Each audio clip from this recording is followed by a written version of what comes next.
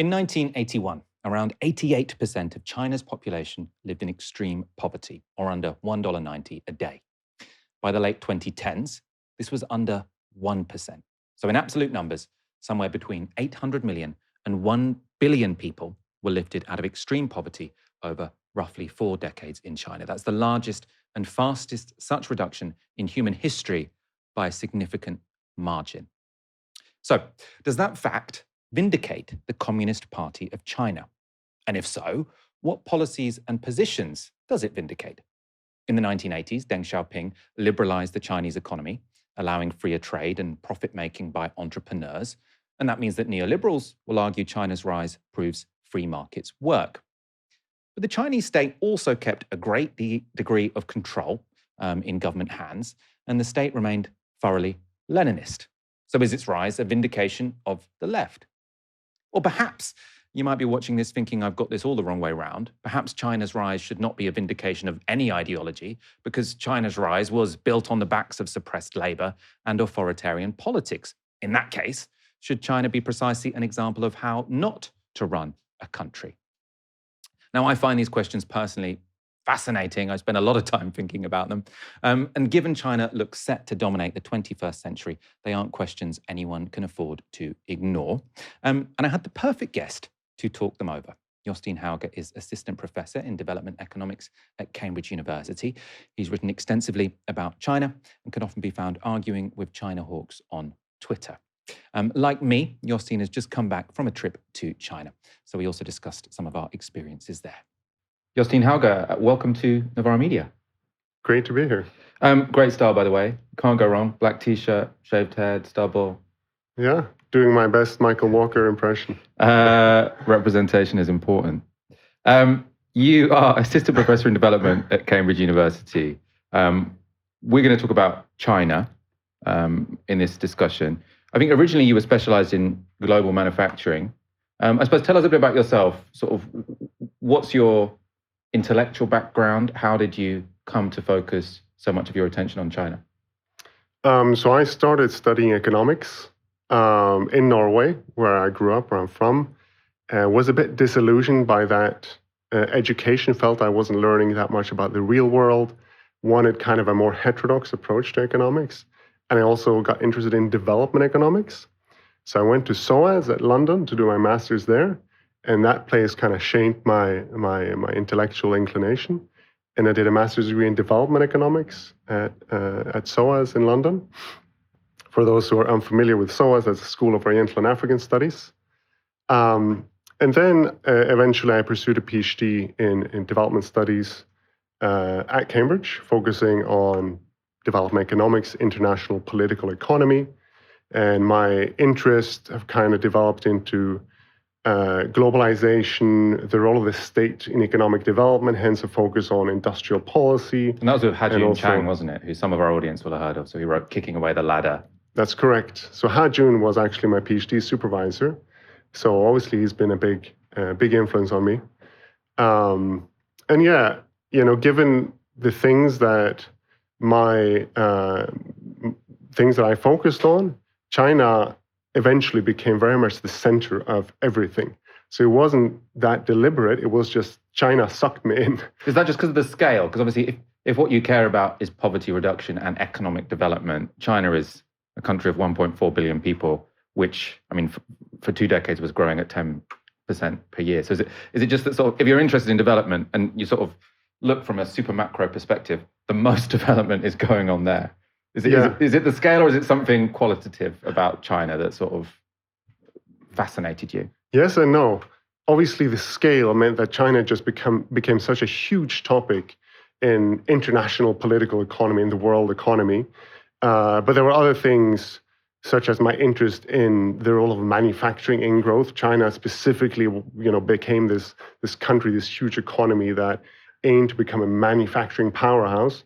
And China also did some really interesting things in terms of the state sort of governing the market, which was an interest I had beyond China, and also clean energy technology, et cetera. So, the scale that you kind of have to know a bit about China if you do global economics and development economics, but also my specific sort of topical interests were very China-centric. And sort of over the last few years, I focused more on China because of that. And China, I suppose, in a way, has it completely upended development economics? Because I suppose lots of development economics, I'm not an expert in it, but sort of I read books about it, and I did some economics in my degree. Lots of it is sort of these linear regressions where you sort of say, if you have freer markets, more democracy, you tend to have more development, and they'd end up getting all of these rules, which sort of said, basically, you should be more liberal. If you read sort of Why Nations Fail by Acemoglu and Robinson, that's kind of their argument. But then you've got this huge anomaly, which is kind of so big that it almost makes the rest of the endeavor look a little bit ridiculous. I mean, is there something to that? Yeah, for sure.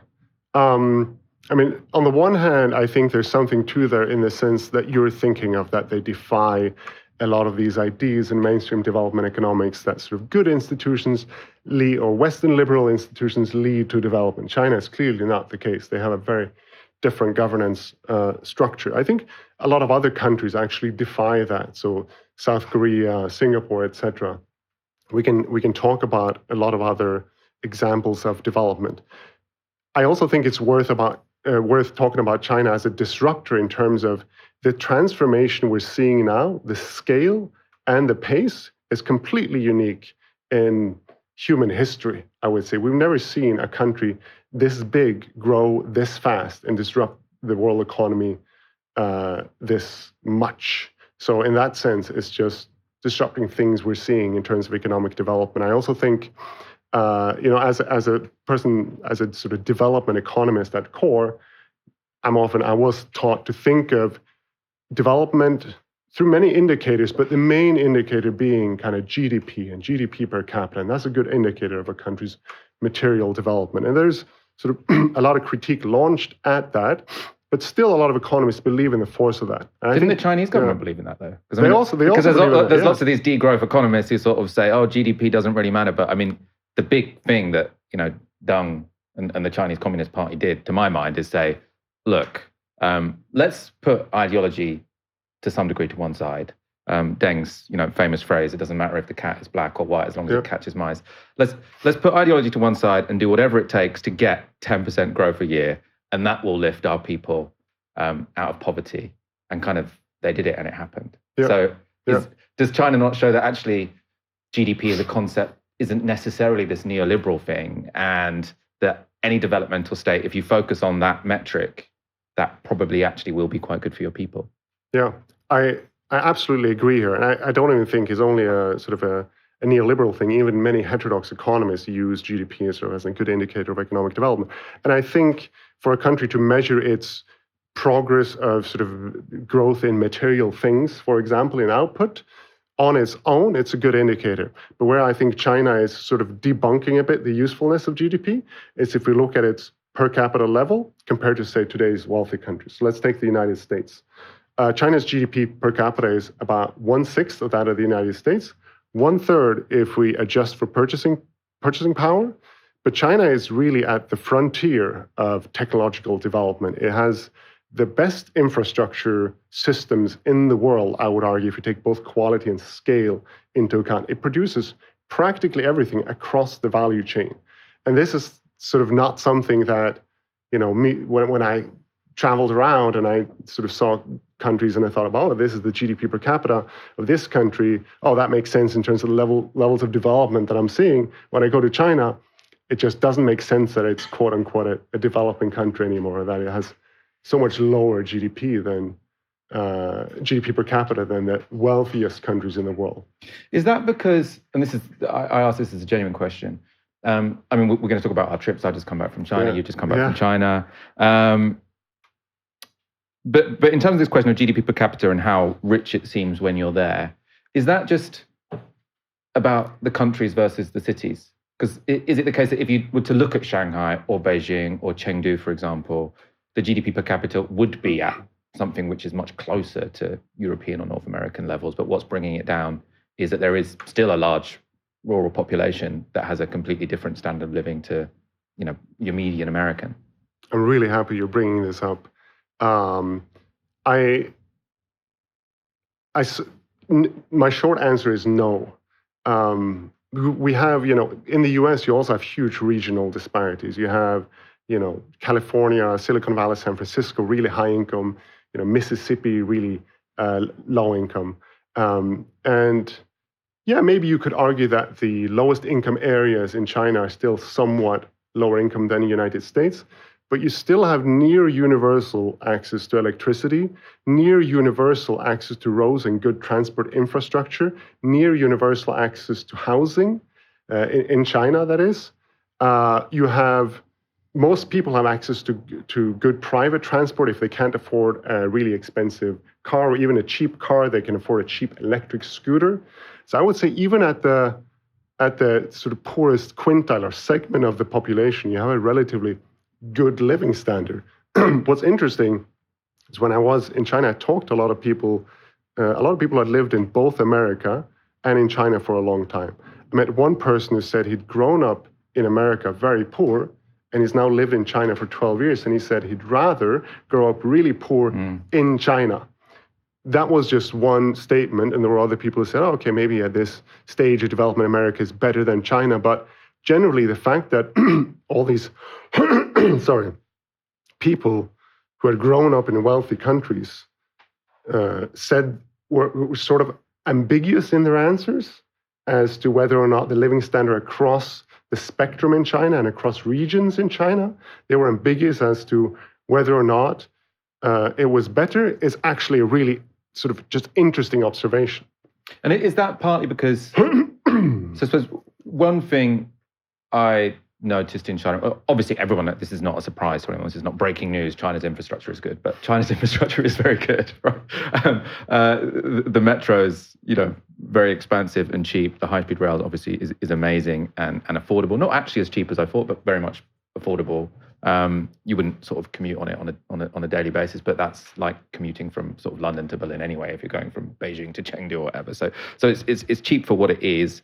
And then in cities, housing is abundant, so it's relatively cheap, and public transport is quite abundant and cheap. So I could see how you could get by on a low income. But getting taxis, it was really cheap. And that to me is almost like a bad sign, because it's showing you that there are a lot of people working for Didi, which is their version of Uber, and it's £2 for quite a long ride. So you sort of, there are, even in those urban centers, some very low wage workers. Yeah, for sure. That's maybe an area where I think, it's say you take the median worker, the median employee in China versus that in a wealthy country in the West, you could probably make a strong case that it's, workers are more precarious in China, not only in terms of sort of their what they can consume. Obviously, there's a difference here in terms of, okay, in China, you don't actually need to consume or spend that much, but still, even that, considering real wages at the median level are low, there's a huge share of the workforce that, as you pointed out, work in the gig economy, don't have as strong contractual arrangements as, for example, we have in big cities here in the UK or in the US. And this idea of this I don't know if you heard of this 996 culture, that in white collar jobs in China, that there's this pressure to work from 9 a.m. to 9 p.m. 6 days a week, for example, in the tech industry, that defies national labor laws, but it's not actually, these laws are not strictly enforced. So yeah, labor precarity, competition in the labor force is actually really high in China. And that is maybe an area where we can say that things are not all that great in China. There is one thing I want to mention when it comes to the state of labor power, labor standards in China, which has a global dynamic, which I think is really important. So I'm from Norway, and in Norway, unions and capital unions and the owners of capital, the private sector, they've more or less been on a honeymoon for decades. Really strong union, high unionization rates, really strong labor standards. I believe part of the reason here is that in Norway, we don't have any jobs exposed to international competition.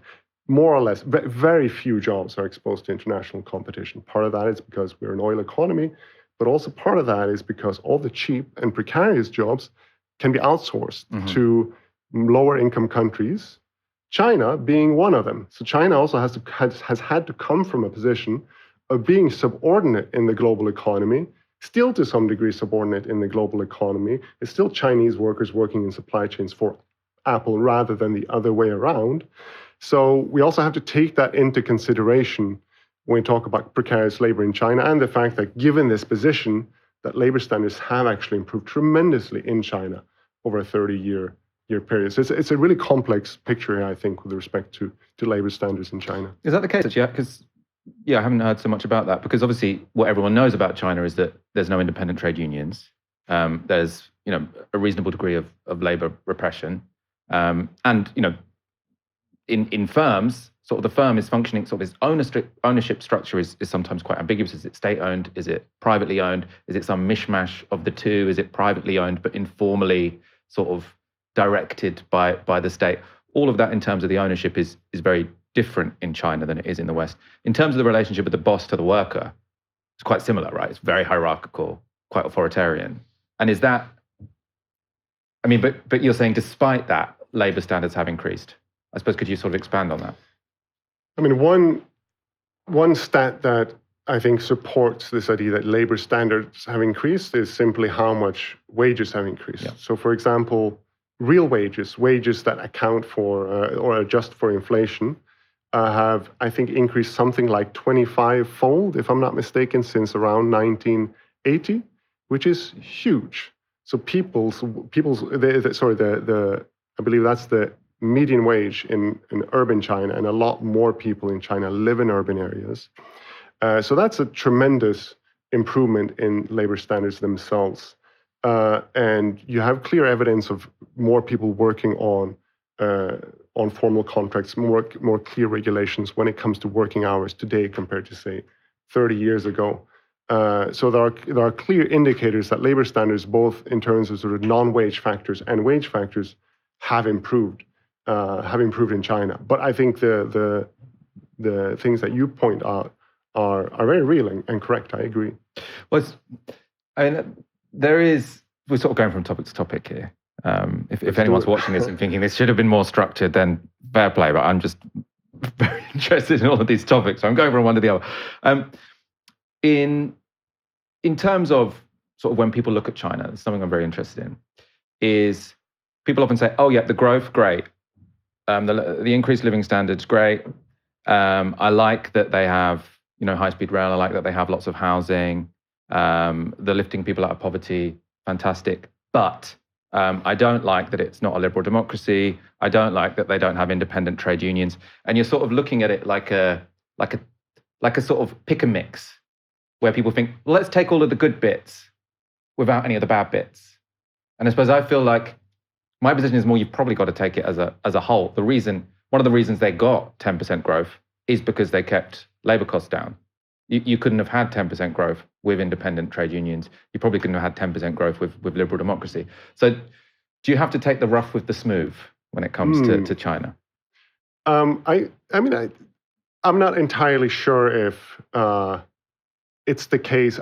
Historically, you do see that, yes, in the past sort of 100 years or so, countries that have caught up fast have had a period of labor repression.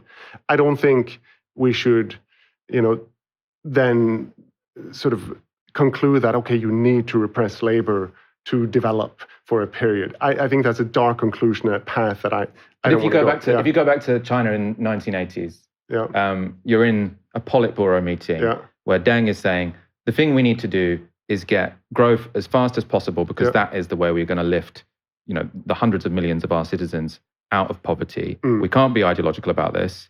What we have to do is look at how we get to this objective, which is a valuable objective. It's one that is going to lift people who are horrifically poor into middle-class lifestyles.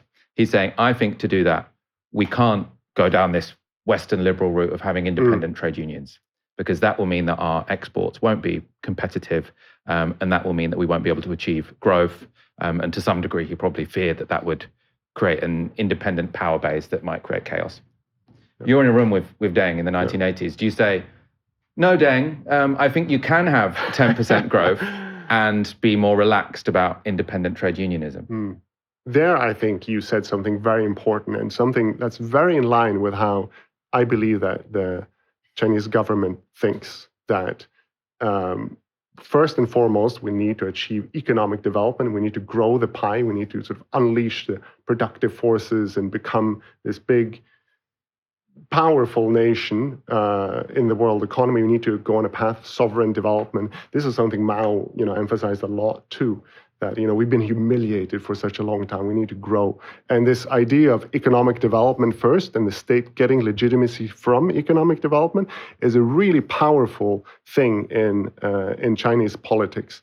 You mentioned liberal democracy. Maybe that's another. Do we want to open that can of worms right now? I'm happy to. Yeah. Okay, let's do it. Yeah. I suppose the reason I was focusing more on labor oppression rather than liberal democracy is because I think you can. Obviously, we've got a very left-wing audience. Yeah. And I think you can actually make an argument to sort of your bog standard leftist that liberal democracy isn't the only legitimate form of government.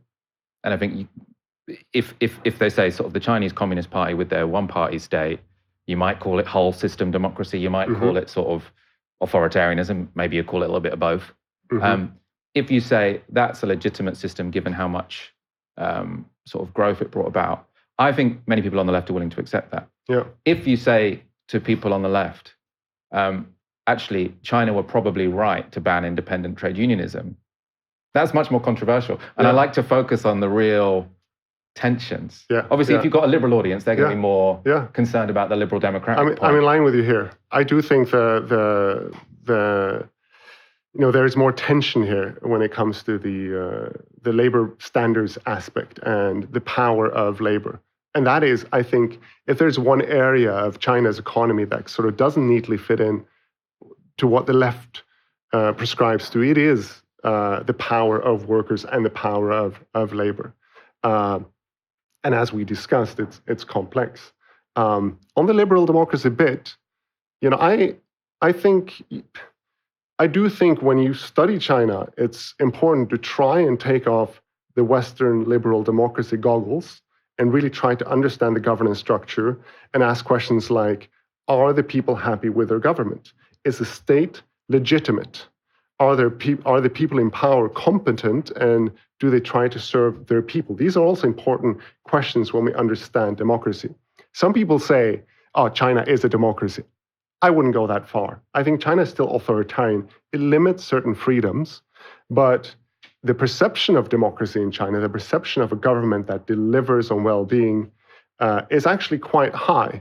A recent report by this organization called the Alliance of Democracies Foundation that was done together with NERA Data, a Danish-based NGO, I believe, that's chaired by Anders Fogh Rasmussen, the former NATO head, so not a pro-China organization. They found that perceptions of democracy in China is higher than in the UK, France, and the US. And there are plenty of countries around the world in that report where perceptions of democracy were very low. So it's not like, they brainwash the people into believing that they have democracy in all authoritarian regimes. There's something real to be said about, a governance structure in China where, yes, it's a one-party state. It doesn't have national elections, but they have a system of meritocracy of getting competent people into power that actually deliver on economic development and people's needs. And I encourage your audience here to go and Google, how do you become a top politician in China? And you'll find that it's really fucking hard to become a top politician in China. Much harder it is than in the US, where if you have a lot of money and you're good in front of a camera, then you can have a real shot at becoming head of state. That's not the case in China. Yeah, I mean, something that really blew my mind sort of about the nature of the Communist Party, because when you think of one-party rule, you sort of tend to think of sort of a small gang of thugs, basically, who are enforcing their rule over people. Whereas the Communist Party of China is more like a very advanced civil service / sort of social economic network. And it is the case, as far as I understand, that sort of if you're top in your class, the top person in each class in high school will get invited to join the party. Because it's really, it's not like joining the Labour Party where you just sign your direct debit and now you're a member of the party. They want sort of the best and the brightest in the Chinese Communist Party because it is a very meritocratic organization and you will rise to the top. I mean, presumably it matters who you know. I mean, Xi Jinping's dad was a revolutionary who was also very high up it matters. in the Chinese government. But they are also highly qualified people who have got there via sort of being highly intelligent and working very hard. Yeah, for sure. I mean, there is an elite in China. There's probably some nepotism as well. Having connections matters, etc. There have also been, instances of corruption, and we heard about how sort of Xi is trying to crack down on corruption now. But yeah, to get to the very top, so the Chinese, the Communist Party of China, they have about 100 million members, and obviously just a very, very few of them make it to the very top. And normally you have to serve in your province, in your region, as a top official. Kind of like Andy Burnham. Yeah, maybe. I don't know. Before you can become leader, you've got to go and govern province for 10 years. There you go. I don't want to. Yeah, I don't want to get too much into that. Yeah. I'll hand that area to you, Michael. But yeah, kind of like that. And you have to do a good job for many years. Just like Andy Burnham. Just like Andy Burnham. I'm very Andy Burnham. I'm China pilled and Andy Burnham pilled at the moment. They're my two good. horses. And yeah, you have to have a track record of performing in your province for a long time before you actually make it. Just like Andy. Sorry, I'm going to stop now. I'll let you continue. No. That's. I mean, that was what I had to say about. I mean, coming back to sort of a serious topic again. I suppose the way, in a way, I'm sort of talking through some of my intellectual, ethical struggles I have when thinking about China, because I am very relaxed about the non-liberal features of China. And the reason I am quite relaxed about that is because I feel like the biggest inhibition to freedom is really poverty. Like, if you have gone from someone who was working in a rice paddy field, not entirely sure you're going to have enough food in sort of 2-3 years full time. Obviously, the worst famines in China were sort of thanks to Mao. But even despite that, people living in agricultural communities, it's not like the highest quality of life. If you, over a 30-year period, instead of working in agriculture as basically a peasant farmer, your opportunities have increased to the extent that you might go to university. Like, I think that's a more important freedom than the ability to set up your own YouTube show, for example, and say whatever you want about the leader. Right? If I could choose between being a peasant with a YouTube show or someone in a country without freedom of speech going to university, I would choose the latter. So I'm relaxed about their non-liberal features because I think the proof is in the pudding, which they have overall increased the freedom of the Chinese people over the past 40 years by lifting so many of them out of poverty. However, given that position, it does make it more complex to then be incredibly outraged, for example, when the British government try and prescribe an organization like Palestine Action that have smashed up some machines in a weapons manufacturer. So if that happened in China, it's going to be worse than prescription, right? If you are in China and you break into a weapons manufacturer that the Chinese see as key to its foreign policy interests and smash up stuff, you're not going to prison for a couple of years. You're going to prison for a very long time. This organization, if our government were to shut down Novara Media, we would be outraged. I hope our audience would be outraged. This would not exist in China. So I suppose I struggle with my relaxedness about the Chinese system because I think the means or the ends justifies the means to some degree. But then if you are so flexible in sort of what you will accept as an intermediary step to sort of overall increasing living standards. I mean, where do you stand on this? I really like what you're saying about economic freedoms being maybe the most important ones. And I think on the right, that is often lost, this idea that, as long as we have individual freedoms, and we've seen how there are certain types of freedoms that create extremely unequal societies. So people on the right will often point out that the United States is a very free society. Well, you have freedom of certain people to exploit other people. I think Joseph Stiglitz, Nobel Prize-winning economist, he recently wrote a book kind of critiquing Friedrich Hayek's idea of freedom here, and he basically pointed this out, that in a lot of the wealthy Western society, and especially, he pointed out, in the United States, you don't actually have this basic economic freedom. When you don't have, freedom to not be exploited by two jobs, or when you don't have freedom to choose the education you want, or freedom to get basic health services, what kind of freedom do you have? In an ideal society, you'd have this, and also these individual freedoms we are talking about that maybe you don't have in China. And when it comes to, say, free press, and I think we're both fans of the idea of having a free press and an independent media. I mean, you're part of an independent media organization. There's huge debate about that in China. I think, is there a trade-off? Could China have achieved what they have achieved without this sort of strong state that regulates everything? Maybe not. But I think it's probably time. My view is that it's time for them to try and relax its censorship a bit more. And there are actually there's really interesting debate in China right now. A lot of people in sort of high-level positions who are complaining about the censorship policies, who feel like there should be more free press, there should be more freedom of expression. In any society where you want some sort of critical debate about where society is heading, you want more of that. I think that's a very sort of legitimate criticism to launch at China. It seemed like you were kind of saying that, well, they see this as an intermediate step. And yes, there are some people who say, like, this is just, something they're doing on the path to, I don't know, communist paradise, something like that. You could make a case that there is sort of this transition period towards more socialism, then eventually communism. I'm not convinced by that, but certainly,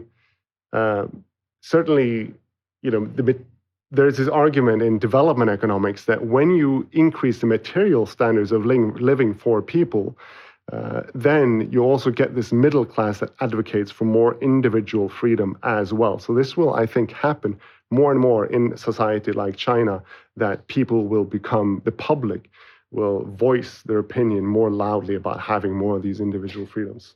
Isn't that opinion, well, I mean, it is an opinion that was often expressed 20 years ago. So sort of like the whole idea of bring China into the WTO, the World Trade Organization, is this idea that as they might have a different system to us now, but as they get rich, as their incomes rise, as their middle class gets bigger, they will demand the same kind of liberal rights. That means that China's political system will converge with the West. And sort of lots of people were making that argument 20 years ago. China is a lot richer now than it was then. And actually, if anything, it's gone in the other direction. So many people now look back at the noughties and the 2010s as a period which was relatively liberal in terms of what you could say, and independent media. It was, it's never completely independent, but semi-independent media. Xi Jinping has taken China in, I think most people would agree, a more authoritarian direction.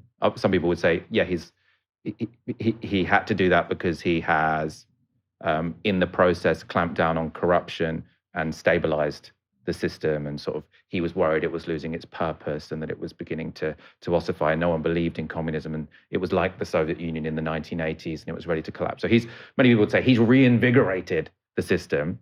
He seems a bit more interested in redistribution, but he's clearly less liberal. And so your argument you've just made there, is it a little bit out of date? I think there are nuances to the direction that she's taking Chinese society.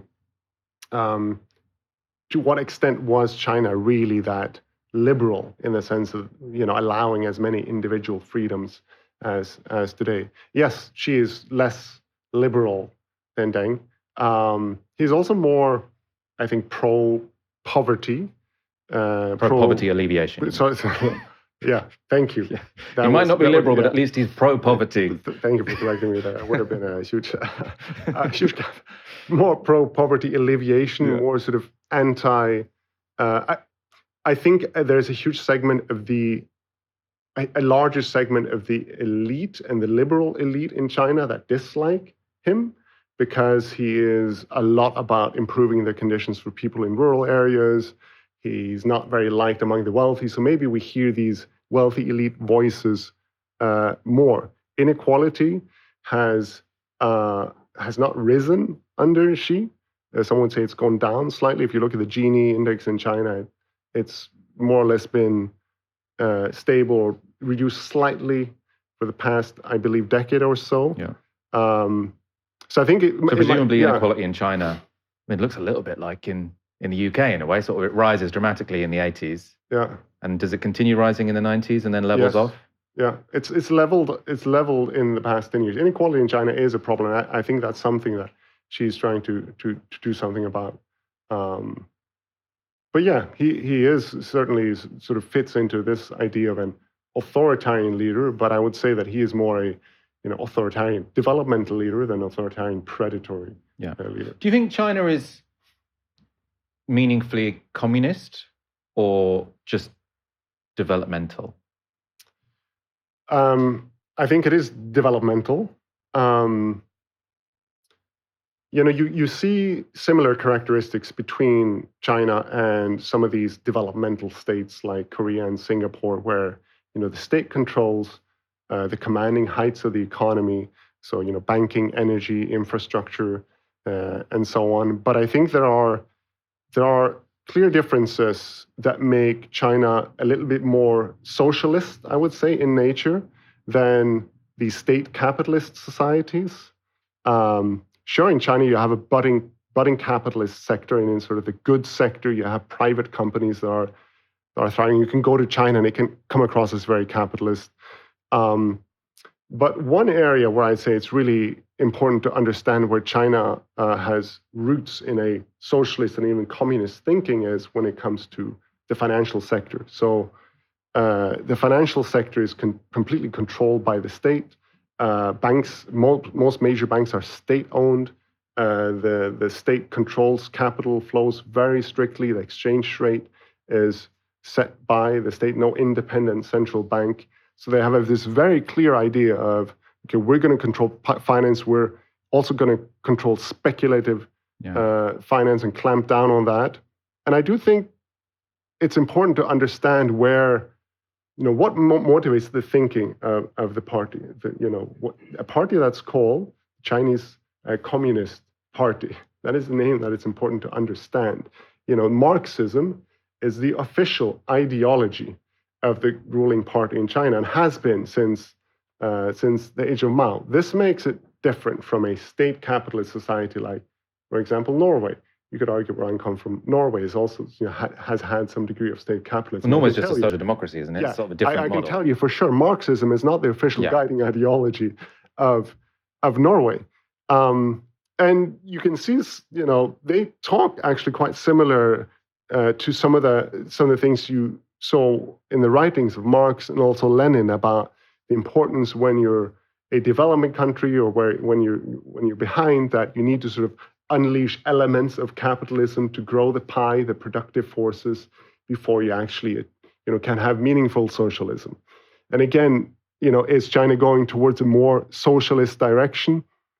I'm undecided on that, but there's much clearer elements of socialist thinking in the ruling party in China than I would say you have in many other of these kind of state capitalist societies. It's an odd form of communism, though, or a form of communism which might not be intuitive to someone in the West watching who considers themselves communist. Because looking at the history of China post-war, to me, sort of Mao is actually much more sort of what people think of when they think about communism, which is we're going to get rid of the profit motive. Yep. We're going to collectivize industries. It's going to be a bit more, from each according to their ability to each according to their need. Sort of you collectivize the farms. Yep. The incentives kind of go away. No one's allowed to make profit.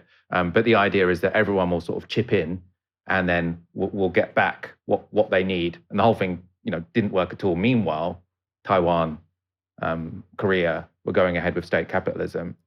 And there is one analysis of post-war China where Deng gets to power.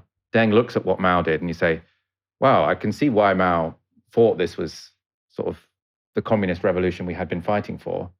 But China is poor. Look over there at Taiwan. Look over there at South Korea. They're rich. Let's try state capitalism. We'll call it communist because the Communist Party of China is the only organization powerful enough to make this happen. But essentially what we're learning is that we want to do more what Taiwan and South Korea, the non-communist developmentalist states, were doing than what Mao, the communist developmentalist, was doing. I don't necessarily agree with that. I don't think it's a crazy interpretation, though, of post-war China. Do you think Mao got some things right, or did he get everything wrong? My impression is he got most things wrong. I mean, 30 million people dying in a famine, that's a lot of people. And that to me seems like it was because he was a very ideological person. So he thought, I don't want markets and capitalism and the profit motive in agriculture.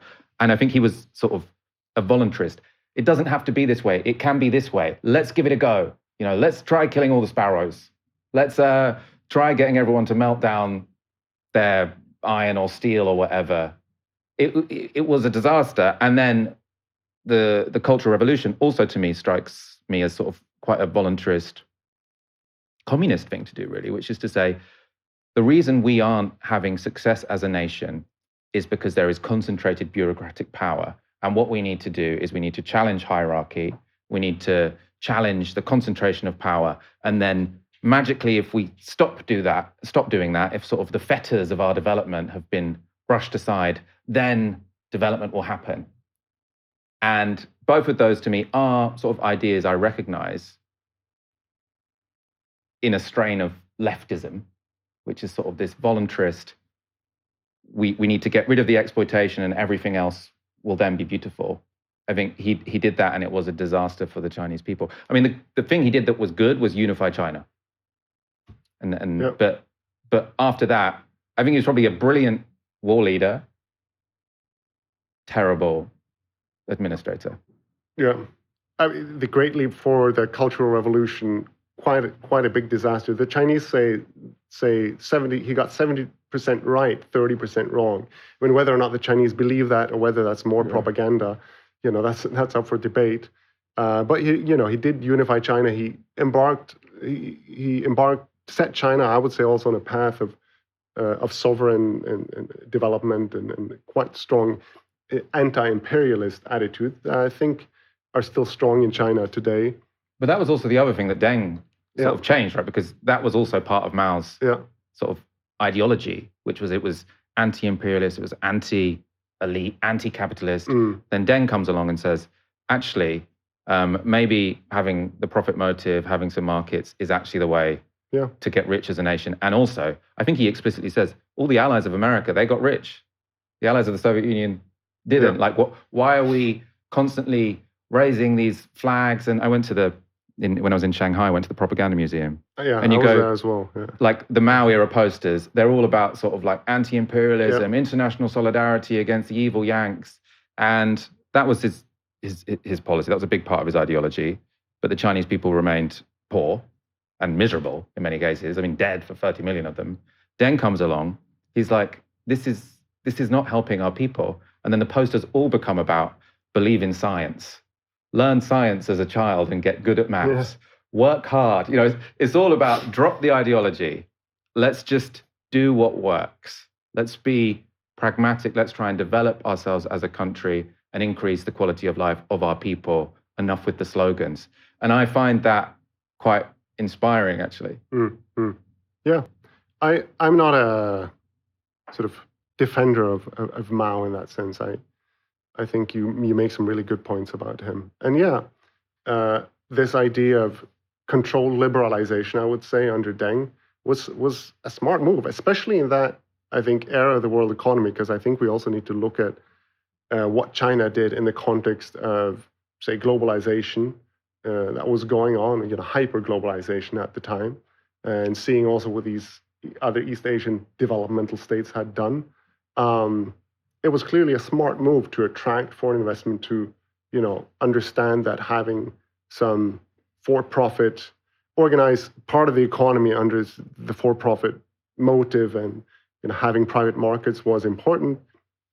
I think it's also important to point out that under Deng, the way foreign investments was attractive was under joint venture requirements. The state ownership enterprises went into joint ventures with foreign companies and so on. So it was control liberalization, but we do see China start growing really rapidly and living standards starting to improve really rapidly from the 1980s onwards. I would say that building up an industrial base, improving literacy rates, life expectancy, and so on were also achievements that Mao made. But yes, he was. Yeah. A lot of people died. I mean, in the Great Leap Forward, you can see it in global life expectancy statistics. So like global life expectancy statistics going up, and then so many people die in the Great Leap Forward that it actually takes a little dip, which is like, that is 70%. I mean, maybe that so counts as 5% wrong. You're a bit lower than the 70%. I'm lower than 70. You're like more than 30. Have you read 30-70? Have you read Wild Swans? No. But it's really good. It's a sort of family memoir, and sort of has the Great Leap Forward, the Cultural Revolution in it. She's very anti-Mao. But to be honest, reading it, I was like, I'm very Deng-pilled and quite anti-Mao. What about Xi? Are you Xi-pilled? Xi, I'm more on the fence about. I think what Deng achieved transformed the fate of China, and I think it was sort of his pragmatism and genius, to be honest, that set about the process that brought hundreds of millions of people out of poverty. Xi, I'm less sure, because he kind of took over once the miracle had already happened. And the argument he's making is that the authoritarianism is necessary because China was heading in the direction of like the Soviet Union, where no one believed in it anymore, where the party was corrupt, where sort of no one really believed in communism. They just thought, well, this system might as well plod along because it's what we've got. He said, and also actually, by the way, I mean, the Xinjiang thing is partly because he thought in the Soviet Union, they had this policy which sounded nice of having these independent sort of national units, but they became a force for the disintegration of the Soviet Union. And so Xi's come in, looked at the collapse of the Soviet Union, said, okay, we need to clamp down on separatism or sort of really any political expression of ethnic minority identity. We need to clamp down on corruption. Obviously, no one's going to disagree with that. And we need to sort of bring back ideology into the state and clamp down on sort of the other liberal forces that he thought could undermine the system. So I think he thought that like liberal NGOs were a Trojan horse for the West, which to some degree probably they were. But also I think it was probably better to be gay in China under Hu than under Xi. Yeah. So I would say anti-Mao, pro-Deng, Xi probably lean towards anti, but very much it's a mixed bag. What about you?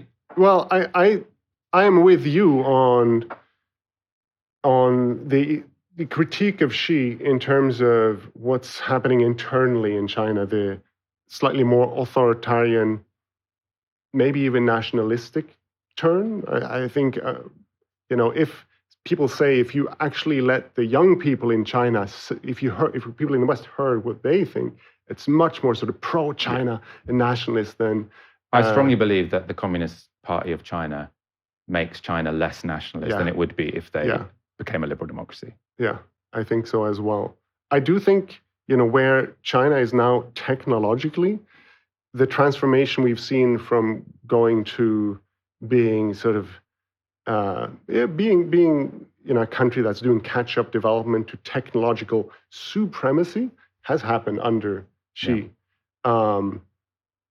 The China now as a major superpower, as a counterweight to the US in the global order, has also happened under Xi. And that, I think where China is now in the world, that it is a much more meaningful counterweight to what I would say has previously been US hegemony, is a good thing. I'd say that doesn't mean that I'm pro-Xi, but I think China in the world under Xi has led the world to a place where I think we can actually now talk about more meaningful multilateralism than 10 years ago. Do you think that's because it is? So I mean, you've made an argument there, I suppose, in favor of multipolarity. Like it's better to have more than one great power because then, in a unipolar system. So when America was the only power, they didn't really have to compromise with anyone. They can invade Iraq with sort of no blowback internationally at all. Obviously, blowback in the sense that ISIS is formed, but no sort of state-based blowback. I mean, you can make a similar argument about Israel. And in a multipolar world, also you can say in a multipolar world, sort of like weaker states in Africa, whereas in the unipolar world, they had the Washington Consensus forced upon them. In a multipolar world, they can say, well, if the IMF want us to do these structural adjustment programs that we don't want to do, we'll just go to China and ask them. So it allows weaker states a bit more leverage. I'm very persuaded by that, really. There's another argument which I think is more complex to make, which is that China as a power, as a civilization, is ultimately a more benevolent one than the Western powers. And I don't know what I think about that, but I feel like maybe you have some opinions. Yeah, I do have opinions there. Go I do think, I think it's very clear that China is more benevolent internationally than the United States. That's not saying that China is fully a benevolent force, but if you just look at the past year, how many times the Trump administration has broken the UN Charter, international law, you see much more clearly that China has had a consistent approach that although they have economic motives in other countries, although they want to do things in their trade relationships that benefit them, although you will hear stories where China has used tools of economic coercions in certain countries, and those stories are some of those stories are undoubtedly correct. They do not undermine the sovereignty of other nations. They do not invade other nations. They do not use military force against other nations. The facts are very, very clear. So in that sense, and that's also very clear in the rhetoric of Xi and also previous Chinese leaders. Do you think that's because of their? I suppose it's difficult to distinguish between like capacity and desire. So obviously, if China were to sort of invade a country right now, they're still not they're not the dominant military power in the world. That would sort of invoke sanctions, that would damage their economy.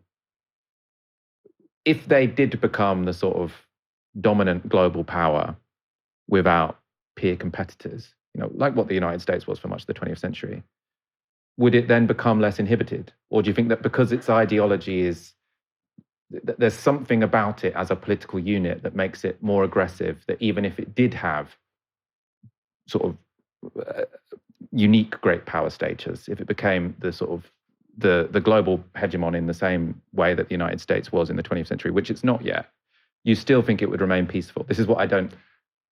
I'm saying this is a challenge. I don't know the answer. But I've heard this argument before, and we're talking a bit about hypotheticals here. I do believe we need to look at the facts, and I do think that China is actually a major power right now. Sure, there is a different history to how China attained power compared to how the United States attained power, but China is still, 2/3 of the world's countries have China as their main trading partner. In the trade front, China is the main power. We do not see that China imposes structural adjustment programs in poorer countries. China has been doing trade deals with Africa as a more powerful country for 25 years now. We have evidence enough to say that during the period when China has been a great power, they do not nearly undermine the sovereignty, do not nearly come close to the imperialist nature of U.S. foreign policy. And, you could also argue that China, with its exports, there's research now, showing very clearly that when it comes to, say, investments in things like infrastructure and also providing energy sovereignty through, for example, clean energy exports, that China is actually doing something much more meaningful for development. There's a counter argument that, for example, in South America, some people would say that China is making us more primary commodity dependent. We're not industrially competitive. Okay, is that because of is that China's fault, or is that because of the lack of industrial policy in those countries? China is also a really big country that's just really good at making things. What are they supposed to do, etc.? I think it's complicated when it comes to China and the global south. That's what I want to say here. But it's very, very clear that the fact that China is now another superpower, it's a better development partner for other poor countries than the United States has been, period. Do you think the China model is exportable? Sort of, if you were a politician in a developing nation, let's say you're Ethiopian or Pakistan, or I mean Pakistan's middle income, but I think they want to achieve growth levels like China, for example. Should they try and copy the Chinese model, or is the Chinese model something that only the Chinese can do because of sort of unique characteristics of their civilization and their nation and their history? All development experiences are ultimately unique and historically contingent. China is also massive, so you can't copy the scale of China unless, of course, you're India. So it holds clear lessons for India, more so maybe than other development countries. But there are certain things like, okay, exactly how the state controlled the liberalization process. Things like how do you use state-owned enterprises in your interaction with foreign investors? How do you control the financial sector, the importance of development banks, the importance of not just uncontrolled liberalization, which we saw went really badly in sub-Saharan African countries in the 1980s and 1990s. So there are definitely aspects of Chinese development policy that I think you can take lessons from for other developing countries. I even think China holds lessons for countries like the UK and the US, especially with respect to how much power the for-profit financial sector has in these countries. The UK, it is, I can't think of another high-income country where you basically only have people working in private sector finance and law in London who are really high paid. We don't pay engineers really well in this country, and we ask ourselves, why has the industrial base eroded? There are obviously many reasons for that. But you can actually take clear lessons for China in terms of how it tried to control the growth of the for-profit and speculative financial sector to unleash the productive forces. And the UK would be wise to even take lessons from that in the US as well. Directing talent and resources into those parts of the economy which actually are going to have spillover benefits. How many people do you and I know that have studied science at Oxbridge or Imperial that now work in finance in London rather than actually doing something that has to do with science? I wish I knew more, actually. I know a bunch of humanities people that make podcasts. Okay. Nothing wrong with that. Nothing wrong with that. Nothing wrong with that. We haven't yet talked about your trip. Was that the first time you went to China? It's the second time I've been to China. But I would say the first time when I actually got to travel a bit. Yeah, and you went to Shanghai and places around Shanghai and Beijing. You were there for 3 weeks. You came back about 3 weeks ago. Am I correct? Yeah, something like that. I've been paying attention to your movements. Yeah, yeah, good. A shame we didn't manage to meet. That's also on me.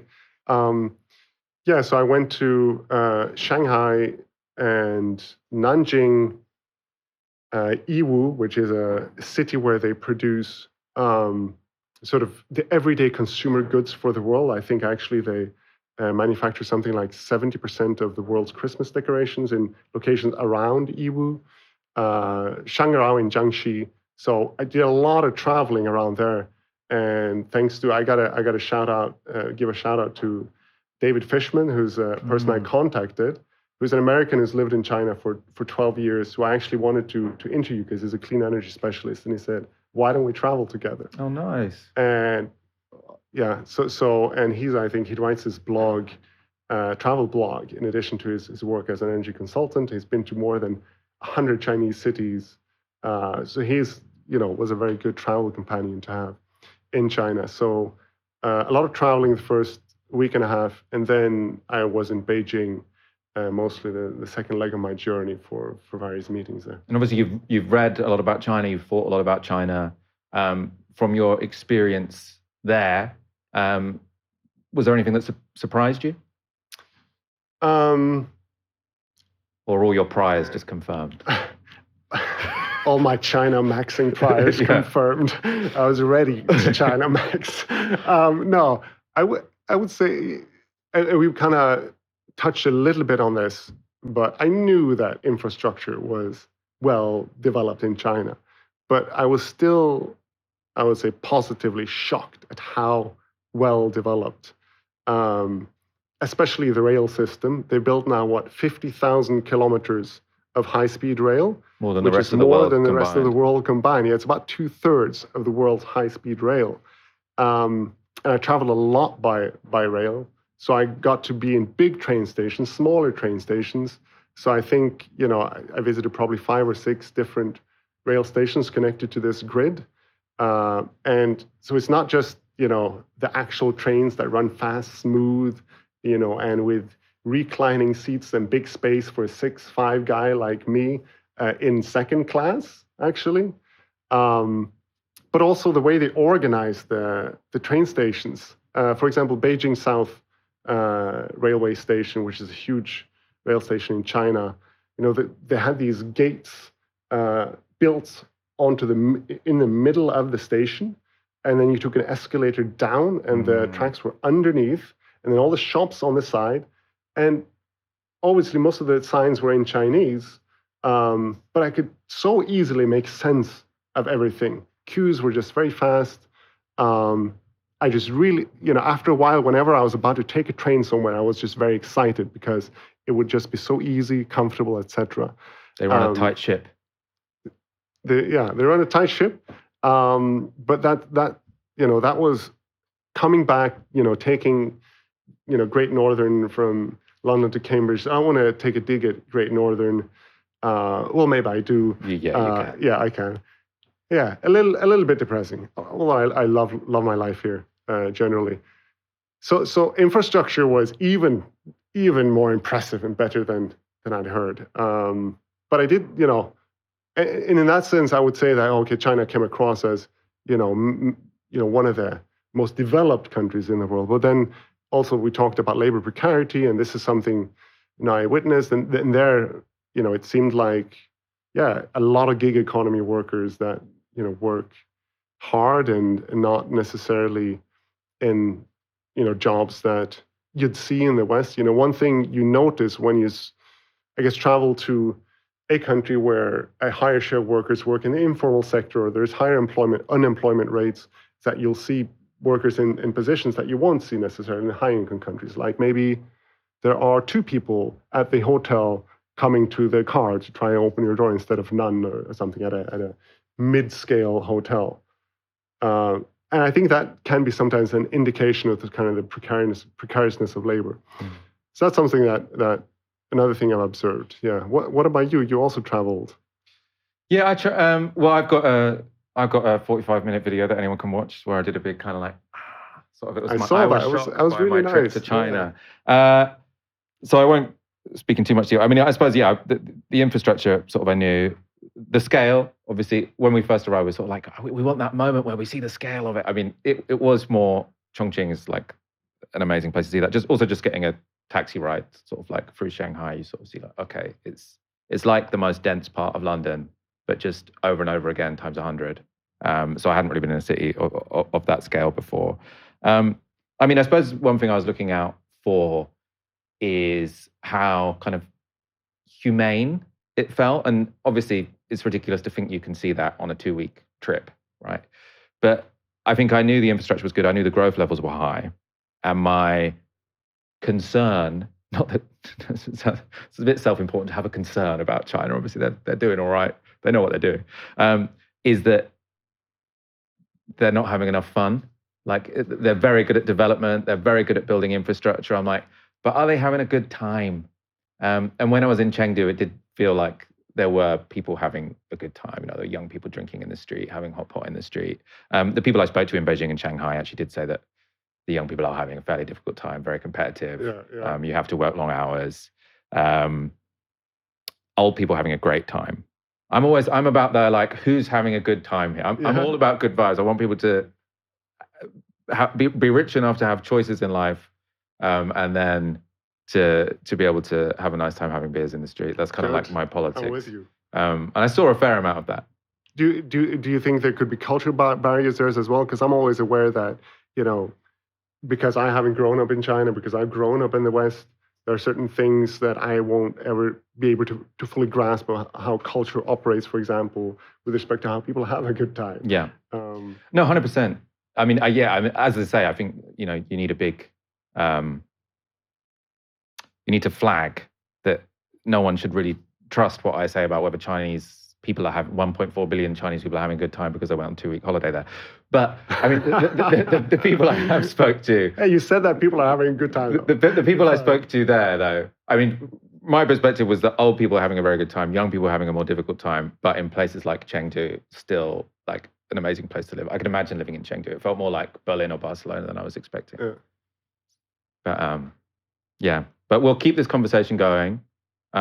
This is, one of the things I'm most fascinated about, one of the things I most enjoy talking about.